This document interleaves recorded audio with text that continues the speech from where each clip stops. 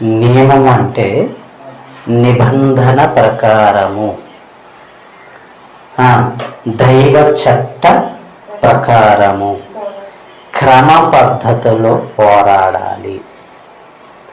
అలా చేయకపోతే కిరీటము దొరకదు.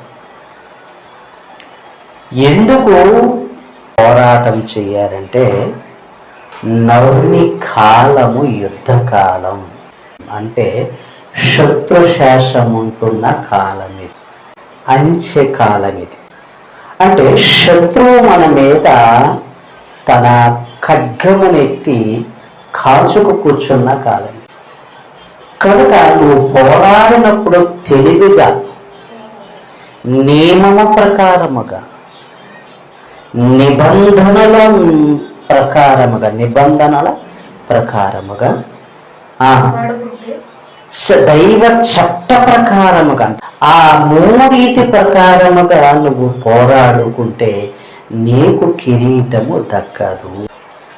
అసలు ఎందుకు ఈ కిరీటం కోసం మనం పోరాటము చేయాలి?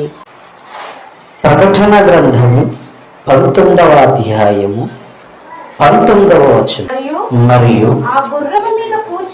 ఆ గుర్రము మీద కూర్చున్నవాని గుర్రం మీద కూర్చున్న వానితోను ఆయన సేనతోను యుద్ధము చేయుటకై ఆ క్రూర మృగమును భూరాజులను వారి సేనలను కూడియుండగా చూచితిని. యుద్ధానికి సిద్ధంగా ఉన్నారు. ఎవరితో? గుర్రం మీద కూర్చుంటున్న వ్యక్తితో.